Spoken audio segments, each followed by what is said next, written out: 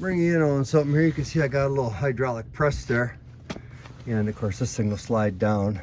But the distance between the plunger up here in the lowest position that I can pin this right here, or even just letting it sit on the bottom bars, is not big enough to put in my my stamp, so I can stamp something just with pressure instead of hammering it.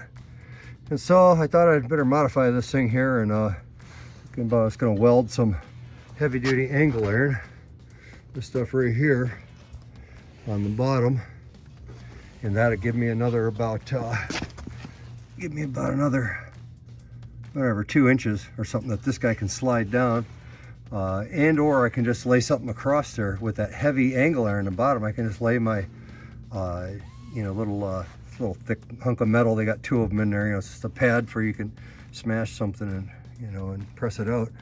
But yeah, I can lay those right on that thing because it'll be plenty strong for that.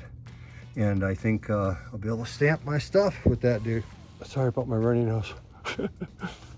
Peace, babe. I love you, man. So yeah, this thing here, I put a little scratch on it here, the appropriate length. I'll cut that off, and I'll cut one more. So I got 2 of them. Just gonna weld them right on the bottom there. And I am welding them. Just look at the last little bit of the wheel.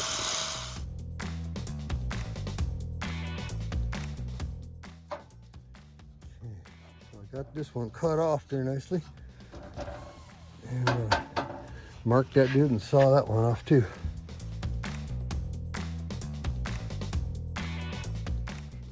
We gotta clean them up.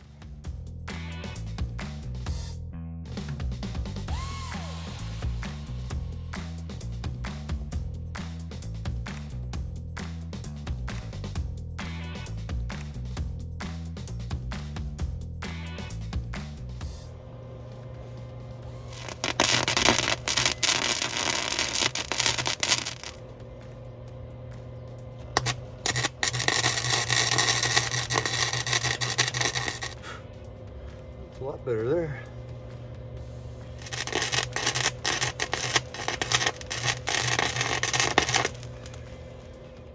Hey folks, I got quite a bit of work done. I got these guys welded on nicely, and I got the legs welded on, and so we got a good amount now, right? We got about, I don't know, maybe 11 inches or something between the top of the post to this surface. So even with the couple inches of those little pressing, you know, blocks, we still have enough room to stick our die in there. So I think we're looking pretty good. That's right. We'll check it out here now. Folks, I'm gonna put a little paint on this because it'll rust if I don't. We're just gonna do a wee bit.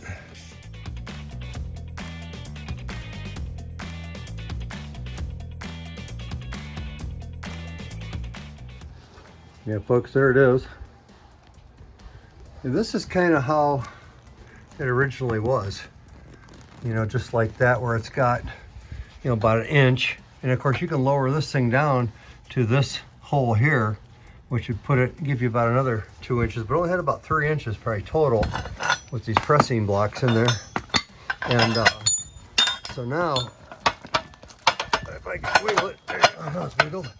Now it's sitting on the very bottom, right, on these new guys that I welded in here, which are plenty tough.